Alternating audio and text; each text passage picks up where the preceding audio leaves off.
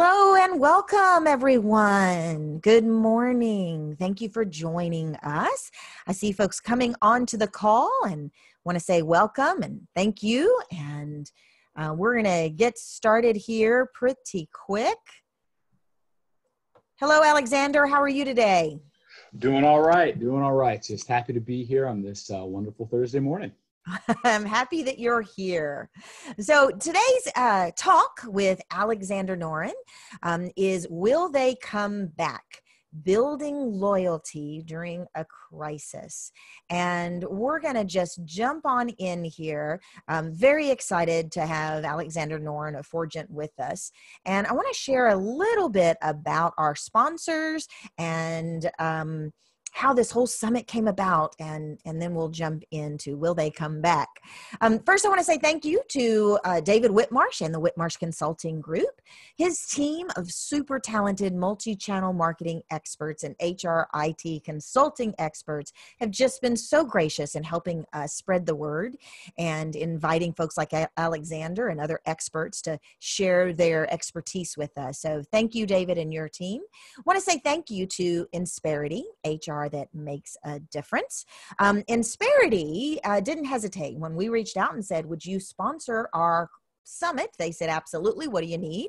And I said, well, if it's not too much, what we'd like is something of value that we can give attendees. And what they came back with was, how about a free HR financial analysis report and debrief?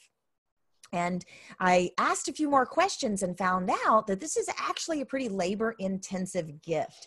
They'll spend anywhere from 3 to 10 hours with your data, reviewing your current HR budget, comparing it to best practices, and just presenting to you, here's where you are, here's where other folks are, and how does that fit in the grand scheme of 2020 and all the changes that all of us are having to go through as we adapt our business for the rest of 2020 and 2021 and beyond. So reach out to Insperity via turnkeycoachingsolutions.net/HR report to learn more and take advantage of that.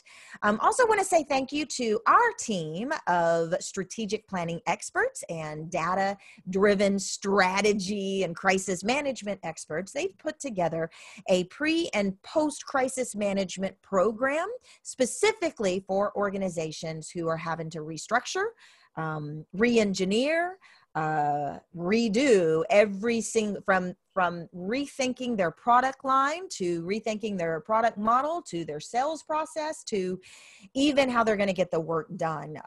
And we know that all of us are having to do that. But if we can support you in rethinking your strategy and aligning your team, they have put together a name your own price package. So it's not free, but it's the next best thing. A little bit about me and our summit.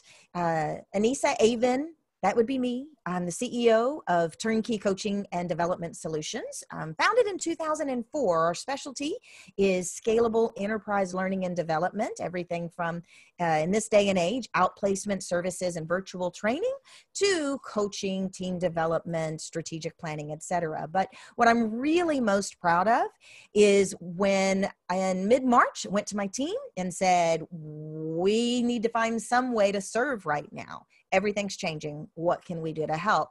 And in a matter of hours, we had put together a Leading in Crisis virtual summit.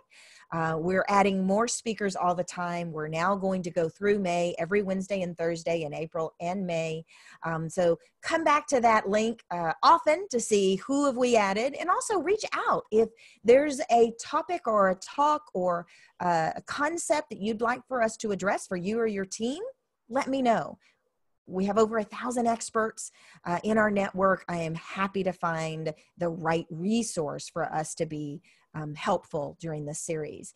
So Alexander Noren, co-founder of Forgent. He's a speaker. He manages the podcast over there at Forging Employee Experience. We were just talking about him being a father of 3 young boys, all under the age of 3.5.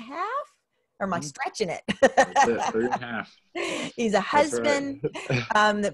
His company, Forgen, is based in Boston. Right now, he's in Atlanta. But here's what I want you guys to know. The reason that he's here is he has a hypercharged passion for making sure that people love their job. That's kind of how he shows up. He believes that everyone deserves to work in a way that adds value and makes them happy. And as such, his focus has been with Forgen on boosting employee engagement, increasing morale, and decreasing employee turnover. So that's what we're going to talk about today. I'm going to stop sharing my screen. Alexander, tell us about you. What makes you the expert, and what are we going to learn today? Yeah, well, thank you. Thank you very much for that kind introduction. Really happy to be here.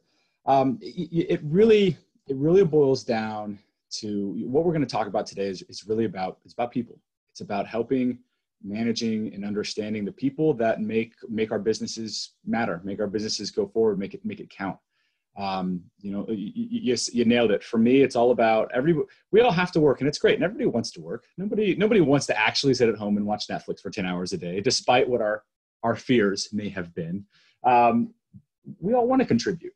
And we should be able to do so in a way that makes us happy. There's really no call for situations where folks, they log 10 to 12 hours a day at something they're just not passionate about, or isn't fulfilling, and especially in the long run. And so today it's going to be all about understanding really this new, what are we in right now with COVID-19? What is this new temporary normal that we're in? Why does it matter right now to be focused on the future? And understanding how our employees are handling the events right now, handling this crisis, how are we treating them? All of those elements building into this idea of, hey, if we want to be the company that we're all going to be proud of, if we want to be successful in the future, then we've got to build this loyalty with our employees. And we only build it by treating them well, especially in a time of crisis. So that's a sneak peek. That's a sneak peek. I like it. So folks that have joined us, do feel free to ask questions, throw Alexander some curveballs, give him some hard questions, share with us. And if you want, I can share it not anonymously when we read the chat, what's going on for you and why you're interested in, how do we get them back at the end of this? How to build loyalty while we're in the middle of having to do some very, very difficult and complicated things with our workforce, like furloughs and layoffs and downsizing and reduced pay for all of us, et cetera. Not to mention having, to me, the even bigger challenge of dealing with loss of life in our families and our loved ones and our coworkers. Very good. Shall we get started? Yeah, you betcha. Let's do it. All right. Well, here, let me give a share here, and we'll start off right on this slide, because I want to take just a second and kind of just reiterate the last two bullets here about my bio. Forgen, I'll just say, we're all about helping organizations better understand how their people are feeling and what to do about it. Right? It's not enough just to know, hey, folks are feeling a certain way, but really, what do we do about it? And like Anissa said at the beginning, it all stems from the most important thing to me in my life is my family. My wife and my 3 kids, they mean everything to me. And, I got to leave them for the bulk of the day, every day, to go to work. And that's fine. That's okay. And everyone else is in the same boat, right, with their kids. But again, if I have to sacrifice what matters most to me to go do something else, that something else better not make me miserable. Yeah. Right.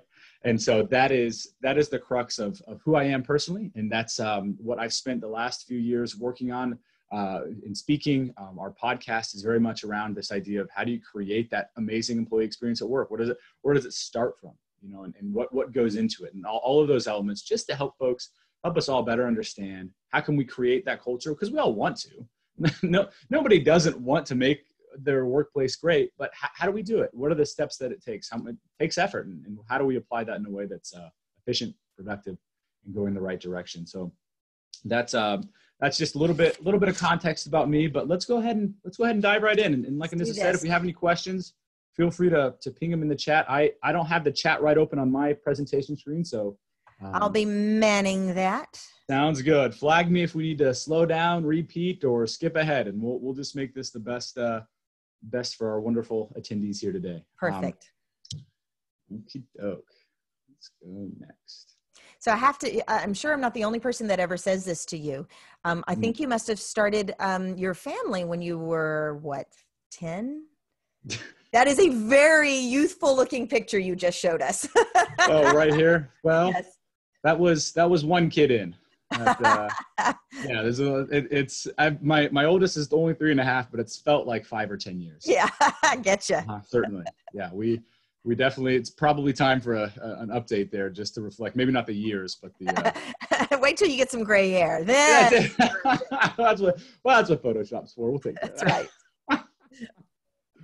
Oh, anyway, so here we are reflecting on what seems like a journey that has been a journey of years, but has in fact only been a journey of weeks. We think about where were we 8 weeks ago? Completely fine. Everything was going business as normal. We were just kind of moving along. Everything was truly just as anticipated. Fiscal year 20 budgets were coming out. We had our plans. We had our goals. Everything was going just fine. And then obviously we hit COVID-19. Now, over the last few weeks, I've had the opportunity to interview probably about 36 HR professionals and other HR consultants, just to try to understand what is this current normal for you? What is it like? What has happened in the life of your employees? And so I want to just briefly review as a backdrop, as a context for where we've been and where we are right now, to better understand where we need to be looking and where we're headed. Okay, so like Anissa mentioned actually earlier, this crisis that we've been in has really hit in a lot of different areas. You have on the one hand workforce reductions, right? Which I think is, for a business standpoint, really the worst case scenario, other than completely going out, is this idea of having to reduce the workforce, whether that's furloughs, layoffs, or reduction in hours. There have been, over the last 8 weeks, just a lot of that going on, and it's been very difficult for a lot of people. Okay, and so there's on the one hand, you have this not enough work anymore because industries, hospitality, travel, a lot of sporting-based industries, they're all just drying up right now. Okay. And then on the other hand, I was chatting with a gal who works for a video conferencing application, and as you can imagine, they've grown by about 1,000% in the last 2 months, which is a good problem to have, and there's definitely no complaints in that call. But at the same time, there is still a huge amount of stress to say we've got to onboard, we've got to build more people, we've got to get more people trained up and ready to go. We've got to make sure that our employees are being, it's 120% right now. We've all got to just keep contributing to make that happen. And that's just talking about the work elements of what's going on. And then you take into account the personal elements, the fact that a lot of folks don't want to work from home, or weren't prepared to work from home, or don't know how to work from home, because it's very much a skill. It's a conversation for another time, but this idea that, hey, there are so many other factors, let alone the business impacts that are occurring in the individual's life. So it's been a roller coaster for sure, right? Of this idea of 8 weeks ago, we had no idea what was going to happen. And then it started happening. We still didn't know what was going to happen. Even today, there's definitely a lot of unknown. I think we've stabilized a lot, but it's a lot has changed. I actually just read an article the other day about proposing that Zoom should be a utility company, much like phones, wow. Which I thought was a pretty interesting. We would not have called that at the beginning of 2020. No way. So it's definitely been a time of change. But here's the thing. I was going to interject. Go ahead, yeah. Just to put an exclamation point on exactly what you're saying, I'll see if I can quote these statistics, but it was actually an article in Forbes where a poll by the Kaiser Family Foundation had asked about the psychological toll of the pandemic, and that survey is exactly as we would guess, but I found it pretty interesting. 45% said that it's affected their mental health, 19% that it's had a major impact, and then as it continued, 69% said that it's been the most stressful time of their career, and 88% said they had experienced moderate to extreme stress as a result of it. So, we all know it's stressful, but to think that 88% of your workforce potentially is experiencing the most extreme stress of their entire careers, that's something that's something you can put your finger on and say, it's more than we need to pay attention to this. It's what are we going to do to pay attention to this? Exactly. You're exactly right. And I'll say as a brief tangent, one of the things I do like about hearing those stats is that for many of us, we're in that 88%, and just to know that we're not alone, right? Yeah, right. If we're in that 88% and feeling, oh my gosh, I can't handle this. This is overwhelming. You're in the majority right now. We are all feeling that way. So thank you for sharing those stats, because it really does highlight the fact that this isn't a, and it's interesting. What I'm transitioning to right now is this idea that the current normal, this is how we are currently at today, but it's not forever. Okay. This is not forever. The future is not going to be the same as what we're experiencing right now. What's interesting about the underlying problem, the underlying crisis that we're experiencing right now, is that it's not an economic crisis. It has caused an economic crisis, absolutely, 100%, and a big one that we cannot understate here. But the fact of the matter, COVID-19 is a medical crisis, and what that means is that once the restrictions lift, once COVID-19, we're gonna solve this. Whether it takes a year and a half for us to find a vaccine, or whether we figure out a better social thing. Whatever the situation is going to be, the restrictions are going to lift. Hospitality is going to come back. Travel is going to come back. Sports they're all going to come back, and they're going to come back strong. And the economy is going to be very, very strong. But the effect that it's had, okay, is going to change the landscape of how we do work. So the volume of work is going to pick right back up, and there's going to be a big push for, the unemployment's going to go down because those jobs are going to come back. But the way we work is going to have changed forever. Okay. And that's something that right now we have to start wrapping our minds around and handling today, so that we can be prepared to be successful in that future of work, which will be a place where there's less depression, there's less unemployment, there's less unknowns. It is going to be a better place, but it's going to be a different one. And so understanding the future and understanding that COVID-19, though it seems very overwhelming right now, and has had a huge amount of change, is not going to be, we're not going to be crippled forever, and we're going to come out of it. So here's the real question. Here's really kind of what the point of today's conversations is really hinging around. We are all in survival mode right now. We're all in, let's keep our businesses going. Let's keep our people employed. Let's deal with tomorrow when it comes. There's a very strong amount of survival mode right now, and that's fair. That's to be expected. That's very understandable. But at the end of the day, the crisis is going to end, and employees are going to come back to work. They're going to be able to come back to work. So the big question, the real concern now, and I say now because in the last 8 weeks, it was very much a putting out fires and making sure that we can mobilize a remote workforce and all those sorts of things. But most of that has happened, and we've kind of stabilized, at least to a certain degree. So as we're in it right now, we have to be forward thinking, and we have to think, and we have to be asking ourselves this one question: when the employees come back to work, will they come back to work for you? Okay. Will they come back to work for you? Yeah. Why should they? It's been a tough few months. A lot of things have gone on. Why should an employee stick with your company? Well, now's the time to show them why.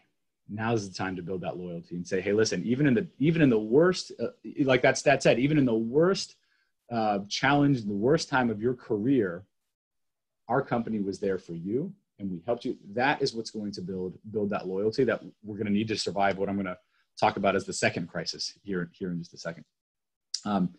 And to cue that up,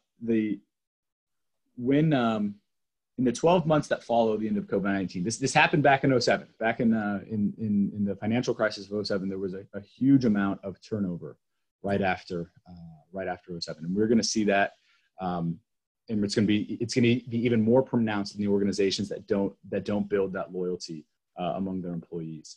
And so this idea that once the crisis ends, we're gonna have another crisis. Some folks will have another crisis to deal with, and that's the crisis of rehiring all the employees that left in response to COVID-19. So, so who are you as a company? How we treat our employees, how we treat the people that come to work for us, is really the definition of the company, right? At the end of the day, the people that get the work done, and that's talking about from the beginning, the people that actually run the business, the ones that are actually pushing product forward, that are customer facing, that are creating this experience for the customer, to make the business worthwhile. That's the employees. That's who they are. That is who the company is. And how are we treating them right now? Now, it's interesting, even organizations that have to do layoffs, listen, if we treat adults like adults, intellectually, though it's still very difficult, we need to be cognizant of that. Intellectually, we understand that sometimes layoffs, they happen. Maybe there's definitely an element of, well, why me exactly? And what am I going to do? And those are all very tough questions. But at the end of the day, even things like layoffs don't have to be what define us as a company. But do we treat the people that we have to lay off with respect and dignity, and give them as much notice as we can, and try to offer within reason as many resources as we can? And then the folks that hang around afterwards, how do we treat them? How do we help them not have that survivor's guilt, right? Yep. So I have a question about this, and you may be about to get to this. Yep. So stop me and move forward if you're going to get to this here shortly. But here's the challenge. Most of us know what compassion means, and in our response to furloughing employees or layoffs, our intention is to be compassionate and to do this with whatever level of enlightenment we're capable of, right? And yet not everyone achieves that, because there's a motto I live or try to live by. It's in regards to my communication, and it's the meaning of my communication is the response I get. So even though organizations are aiming to be compassionate and aiming to respond with greater effectiveness for managing those relationships, they're not all doing it well. How exactly are they supposed to know if they're doing it well? It's not enough to have anecdotal evidence of your buddies who said, oh, you did that so well, or your peers who are like, oh, thank God that's over, you did it great, right? There's more to it than keeping your finger on the pulse of how it's really being perceived. Right. Yeah. Great question. So there's a couple of elements that, especially as we talk about layoffs and furloughs, to understand, to really know how effective and how well that situation occurred, it's really understanding how the response of the employees that stay, right? And so measuring that and understanding how have they reacted? Because you'll know, right? So take a couple of scenarios, right? You have the organization that thinks they're doing that thinks that the way to handle a layoff is to procrastinate it as long as possible. And in their minds, they're thinking, oh, maybe we don't have to do it. Let's not talk about it. Layoffs scare people. Let's just not do it. And then the day before they realize, oh my goodness, we have to lay people off. That's when they tell folks that, hey, by the way, tomorrow we don't have a job for you. Right. That is the worst way, arguably, you could handle layoffs. And the response will be within the organization an increase in mistrust, because now the remaining employees are going to think to themselves, we all thought that everything was fine. You didn't give us any reason to believe that it wasn't fine. And then all of a sudden you let go of 10% of the workforce or 20% of the workforce overnight or very, very quickly. When will you do that again? And will I be next? Okay. That is the seeds of mistrust that are being sown by not handling things like layoffs properly. Now, is it possible to understand how you handle them from the people who you laid off perspective? Not in a reliable way, truthfully. I've seen lots of examples of organizations who had to lay folks off, and then you get those employees on Twitter or Glassdoor afterwards saying, hey, really, really disappointed that my company had to do layoffs, but respect them for whatever. And 9 times out of 10, I'll say 10 times out of 10, you go back and it's how the organization handled it. They handled it with transparency. For months, they said, or for as long as they could, they said, hey, layoffs might happen. We're going to try to procrastinate it. And as things develop, they say, hey, Alexander, you're on the list. If layoffs happen, I'm sorry, but you just started here, you're whatever reasons, whatever, you're on the list. And now I know, hey, well, I need to be looking for a new job. I need to be preparing. And You know, maybe I leave the company before the layoffs happen. And honestly, that's probably helpful for the company. So it's, you know, it's, and then in response to that, the employees that stay are now thinking, okay, they tried their best. The company tried their best. They communicated. I won't be blindsided by this. Yeah.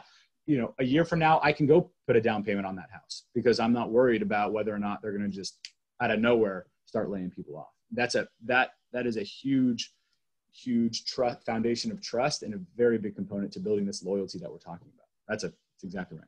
Okay. Very good. Yeah. So and speaking to that communication piece, actually, it's interesting in the conversations that I've had with a lot of these HR professionals in the last few weeks, when I ask them this question, well, who are you as a company? How are you treating your employees now? How are you managing their experience?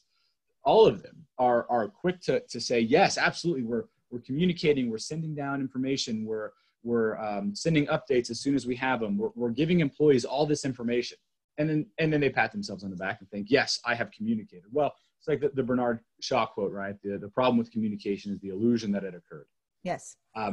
I think some of us here today might be a little guilty of that. This idea of, hey, if I just give the employees every bit of information I know, then I've done enough.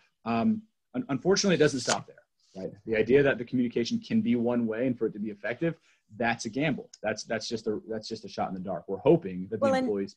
You know, I know that your organization has created solutions for this, and I know we're going to get to that here shortly. But that also means that you've had to develop a certain expertise and understanding that how one-way communication is perhaps meant to be all informative and check all the boxes about what an employee needs to know. Right. But what you're saying is that's not enough to know if it's been well received. And you know what I'm really curious about are what are the studies that back that up about that, you know, one-way communication not fitting the bill for times like this. Yeah, no, there are a myriad of articles and links, and I'd be happy to provide some resources in the deck afterwards. But sure. there's a lot of research that has been done, especially in times of crisis. Because in times of crisis, and this is what they say, the problem is you see executives' leadership start putting blinders on. You know, they get this tunnel vision of I've got to get this done, and despite their best efforts to try and communicate everything, when you're operating from a state of anxiety or unknown, that biological effect inside your body naturally has you focus on the big issues. And so, you know, if you're running a company, your focus might be, hey, I got to make sure we have jobs for everybody. I got to make sure we have all this.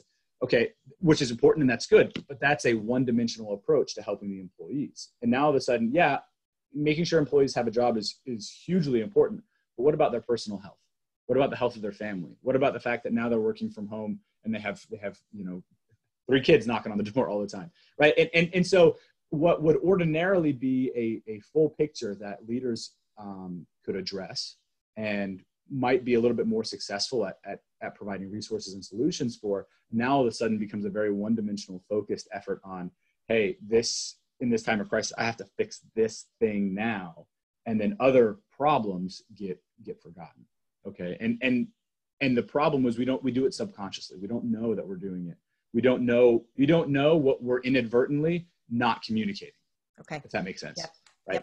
Yep. Mm-hmm. And so this idea that we can, and to be fair, right, the concept of especially in times of crisis, opening up another median of information input, which is, you know, upwards from the employees. That is very, it's exhausting. It feels risky and exhausting and one more thing on my to-do list, frankly. A big thing. Yeah. If all of a sudden, if I'm sitting here and I can manage my Alexander box and I can say, okay, kick out this communication, talk to this person, do this, and I'm in my zone and I'm trying my best to do everything. Now all of a sudden you tell me that I've got to have an inbound pipe to say, oh, by the way, we're all suffering here because of X, which is completely out of your control. There's nothing you can do about it. But you should know because, you know.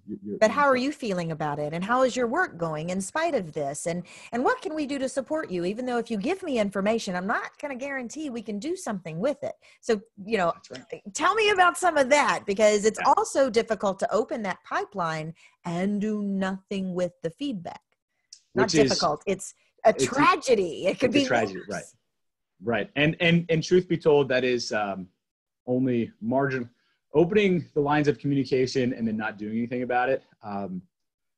I go back and forth on whether or not that's worse than not having the lines of communication open at all. But yeah, absolutely. So what do we do with that, and how do we manage it? Well, the first step is to understand that it's important. The first step is to understand that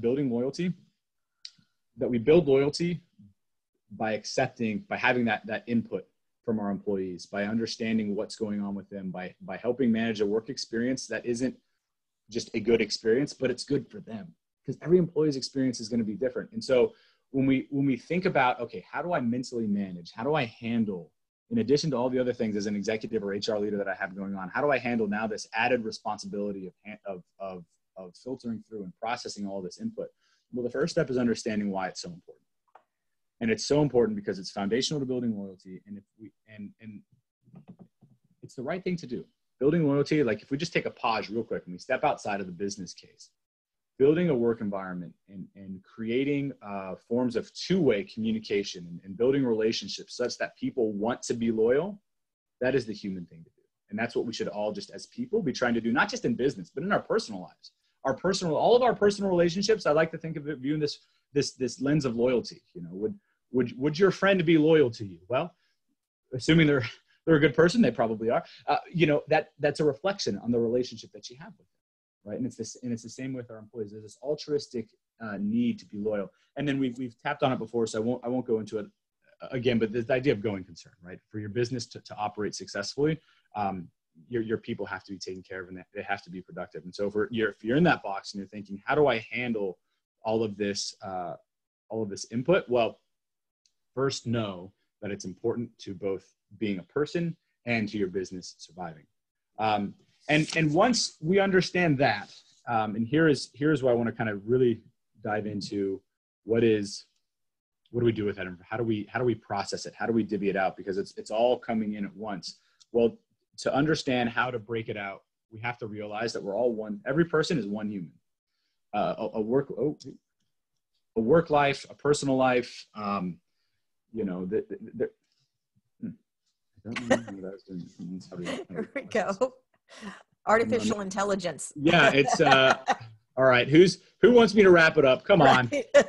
Please. Let's see if I can pause here. There we go. Great. So we have this idea that we're all one person. And so as we try to think, how do we most effectively help employees?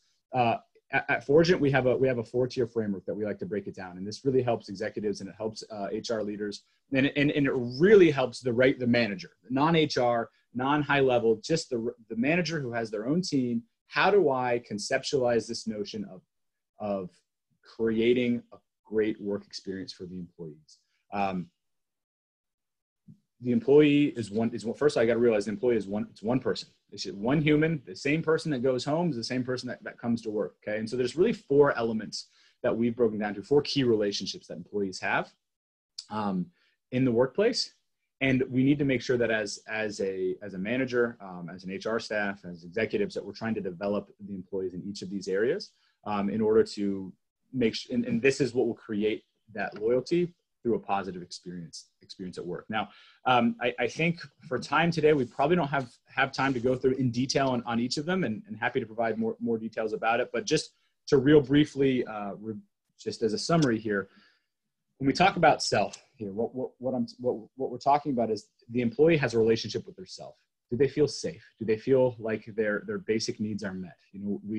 This is something that has traditionally not really been as big of a deal as it is now. It is now more big of a bigger deal than it ever has been before. So as we think to ourselves, hey, are my employees okay? We have to put it on this lens of, how is the relationship with their self? Are they depressed? Are they getting the help that they need? Are they worried about their physical safety from COVID-19 or those of their loved ones?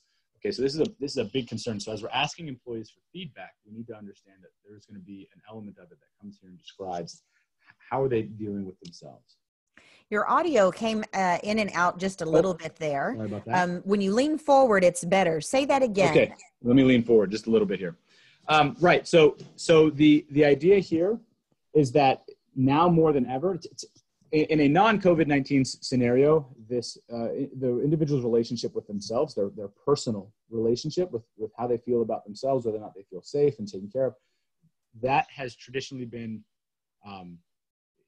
especially in our society and in the services industries, it's been not something that we see as always a huge problem, but now more than ever, folks are dealing with depression, they're dealing with the virus. So it's how do we manage that personal relationship where they're not feeling safe anymore? Okay, so how do we manage that personal relationship? Your audio is actually still going out. You folks that are with us, let us know if you are experiencing that. If you are and we need to repeat something, we will. I know that I saw a study that said that 20% of adults, so working age adults, report having a mental illness. Those are the ones that have been diagnosed or had a reason to say, yes, I have some challenges, whether it's depression or other mental illness. And that's just the ones that have sought help. And what I'm hearing you say, related to our society, is that there's stigma involved with this kind of self-care, and not all of us will reach out to get help, let alone acknowledge some kind of a diagnosis or prescription, so to speak. And also right now, that is more pronounced than ever. Yeah. Right? With the current situation that has been exacerbated. So as we think about how do we create loyalty with our employees, being empathetic and being supportive here. Understanding that Go ahead. If an employee needs to take an emergency sick day or personal care day, or just needs to manage a new schedule in a different way, being understanding and being flexible, being willing to work with that employee and say, yeah, listen, I understand you're very concerned about about getting sick. You might be in a group that has a higher risk case group. Okay. Well, how can we help you feel more safe in your work environment? How can we help you are there resources that we can provide you? A lot of organizations right now are and rightly so, putting out training on grief management, on depression therapy, basically. And how do we support that as managers to say, listen, here are the resources you need, or tell me what resources can I help you with, right? Just being open for that conversation. So I know some organizations are really taking a proactive stance to making sure that they are offering mental health resources. And they're using technology to communicate those mental health resources, as well as I know some organizations who are actually going a step further and having licensed counselors on call. We have some organizations that are providing their folks with meditation platforms via their mobile phones. And as you mentioned, virtual education on coping and stress management and grief management. And technology can really help with that.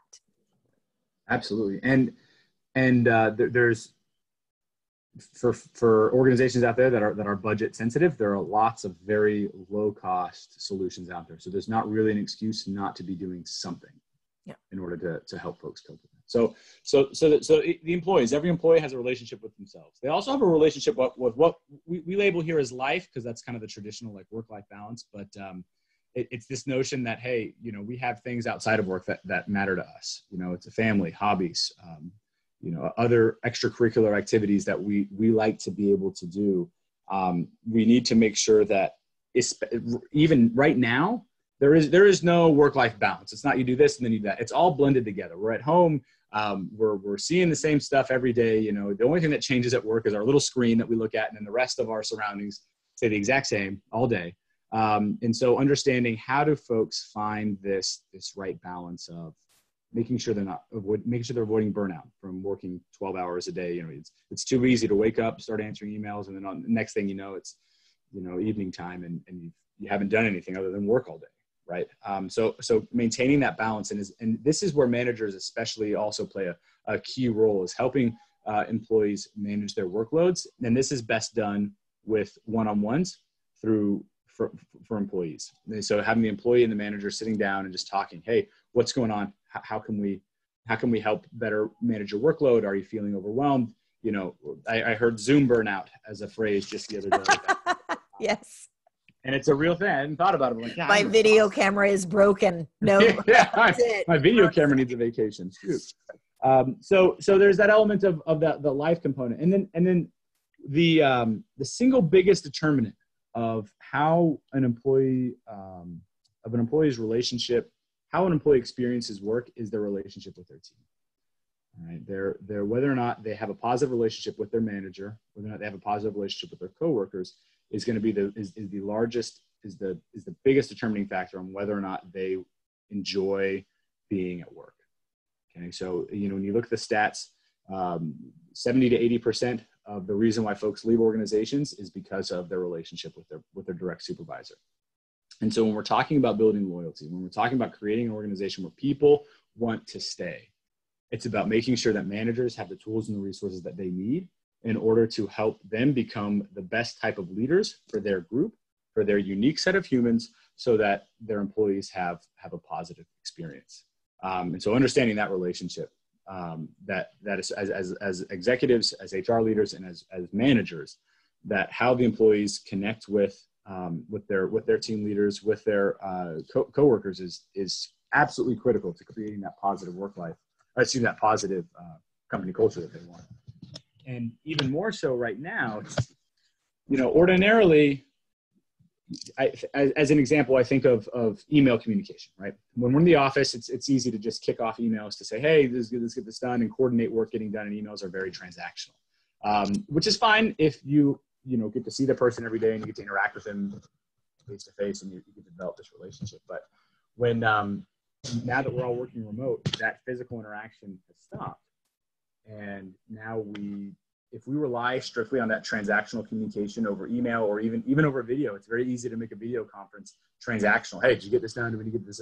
You're not going to be fostering that positive relationship, and that human connection that should be strong with the employee and the team isn't going to be there. And that will be a large driver in why folks eventually decide, you know what, during the crisis, I just didn't feel like my team cared. I didn't feel like my manager cared about me. I'm going to go find a different group, a different team, and we're going to go, and it's that will be a great source of turnover once the COVID-19 restrictions lift. Yeah. So how do you do that though? That's the big question. Okay. So here's the deal, right? We've got however many employees remaining. Let's just say it's 500 or above. And HR in particular is responsible for engagement and employee satisfaction in a normal basis. But now they're also responsible for 50 other items that are now in their purview because they have reduced staff, et cetera, et cetera. So it feels unmanageable to keep my finger on the pulse of the team. Even if I were to send an email, or even if I were to encourage my managers to send an email, how many folks are going to get an email and go, oh yeah, I really need to tell you, Mr. Manager, everything that's going on is more than I can handle, and I'm really thinking about the bridge, right? That's not going to happen. So what is your suggestion? My suggestion is give Fortune a call. And right? Let me just lay you up here. Yeah. Thank you. Well, you nailed it though. The fact of the matter is what we're talking about right now should be of absolute top priority, most important to organizations is taking care of their people. Fact of the matter is they have 1,000 other things that they have to do. So what we do at Fortune is we help organizations better manage that. We help HR be able to do those 50 other things, and also keep a pulse on how are my employees feeling. Okay, and the way that we do it is we make sure that it's a way that is we're absolutely obsessed with making sure the users, that the employees, are able to provide feedback in a way that's honest, in a way that's easy for them, because that's critical too. The way you collect that information is critical.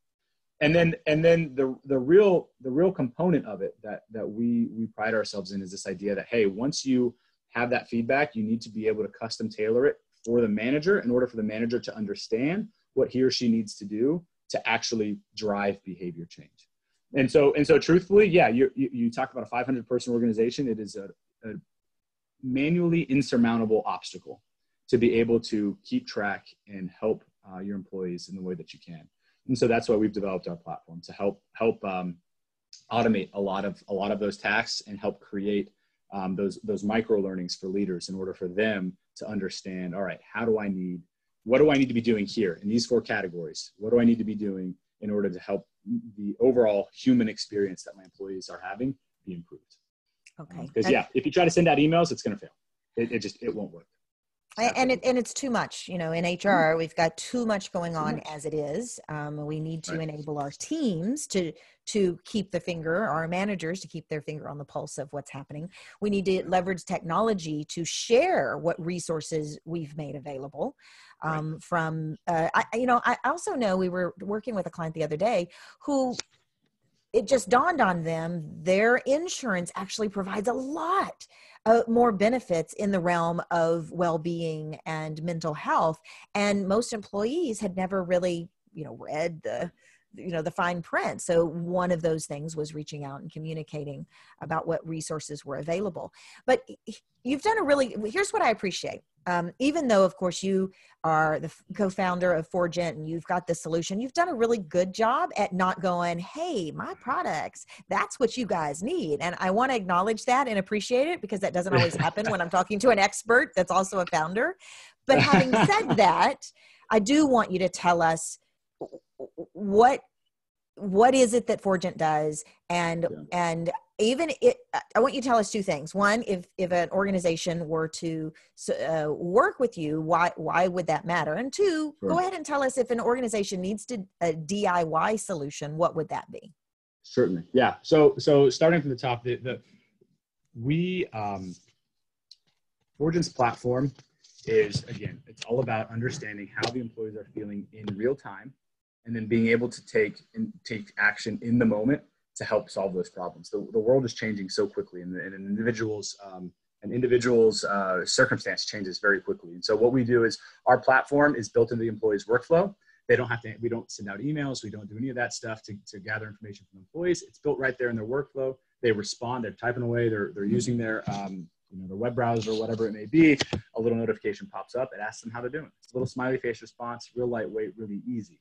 Okay. But what that does is it allows organizations to understand at a high level, what's the sentiment? How are my employees feeling? And then if there's a deviation from there, we deploy a chatbot that allows them to answer just a few more questions, provide a free response. But most importantly, that chatbot then kicks off a micro learning for the managers to say, hey, your employees responded this way. You need to be developing this asset of your leadership arsenal to become a better leader.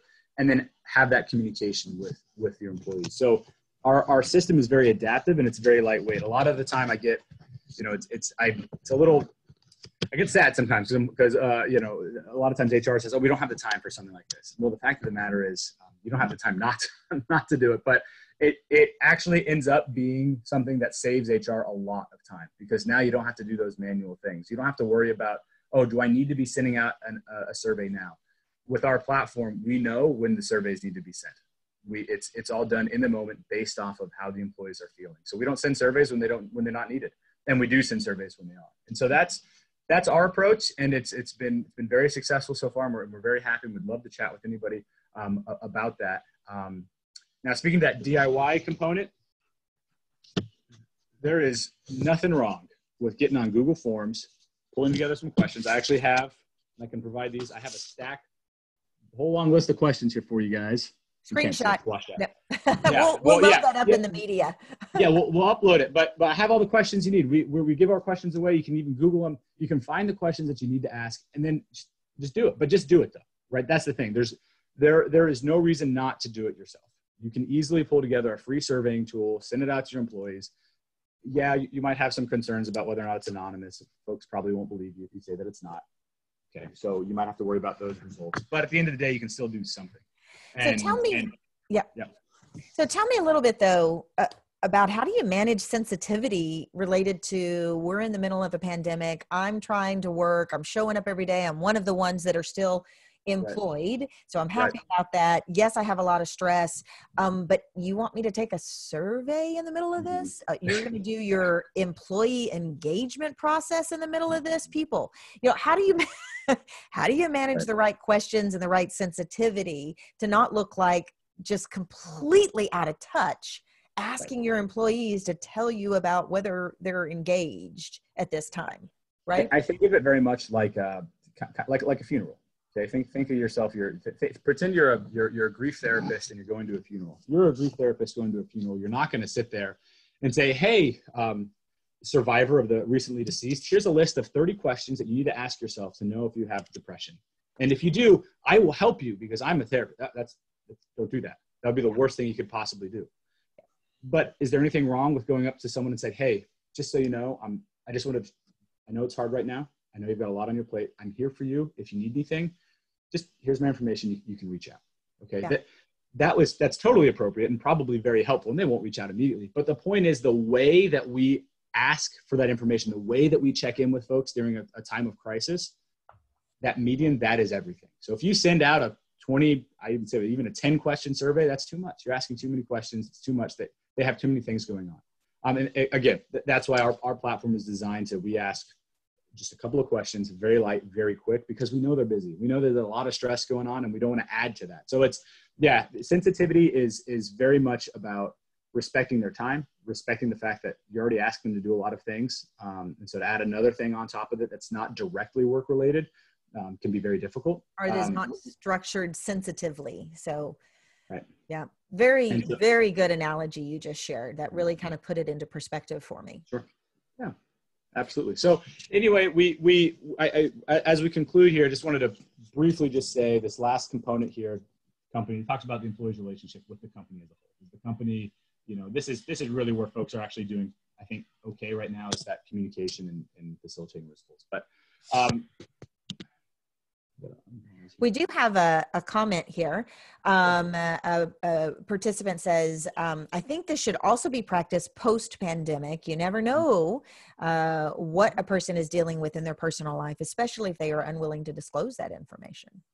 You're absolutely right. Yes, and that's another thing that folks need to be very aware of, is there's a tendency to think, okay, we're out of it. We everything was on fire. The fires are now out. Well, now you got a bunch of burn victims we got to deal with. Okay, so how are we going to be sensitive to that and say, okay, yeah, the fire's gone, pandemic crisis is over, which is good, and we should celebrate that win. But now there's a recovery process. There's a healing that has to happen. And that process is even longer and often requires just more intentionality and being more sensitive. So that's a great comment and very, very relevant. Mm-hmm.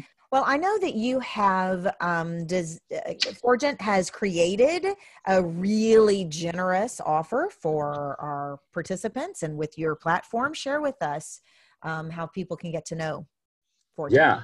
I can say in my completely unbiased opinion that everybody needs our platform. Right. Right. So truthfully though, I really do. I strongly believe that everybody needs to make sure that right now, more than ever, you have a way of understanding how your folks are doing.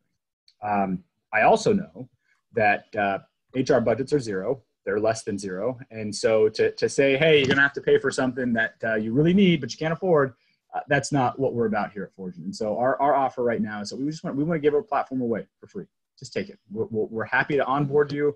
We're happy. This is no commitments, not a, hey, tap free for 3 months and you're locked into 12. No, it's just a true as it gets free offer to say, just take care of your people the best way you can. And when we come out of this, we'll figure something out. But right now, more than ever, you need to know how your folks are doing. So please just use it.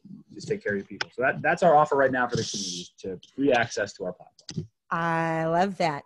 I want folks to know how to get a hold of you. So I'm going to share my screen.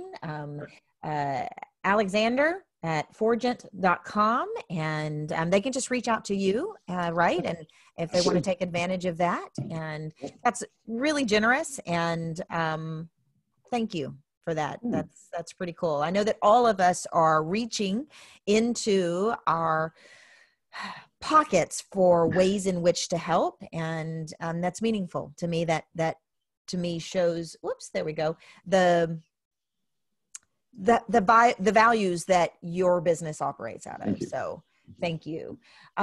Very quickly, I want to thank you guys for joining us. Turnkey is also put together some packages specifically for this time, including crisis management and other virtual training solutions, and we're doing buy one, get one free. So you can put 2 teams through a program or through a webinar or 90-minute or a lunch and learn or whatever is supportive for your organization for the price of one. It is our privilege and pleasure to support you at this time, and really thank you for joining us. Again, come back to the Leading in a Crisis Summit page. We're adding new speakers all the time. Alexander, this has been really interesting and really engaging, and I appreciate you sharing your expertise with us. Well, thanks for having me. And everybody, hope you all stay safe out there, and we'll get through this together. Yes, we will. Thank you so much, Alexander. Stay safe. Take care. Thank you, everyone, for joining us.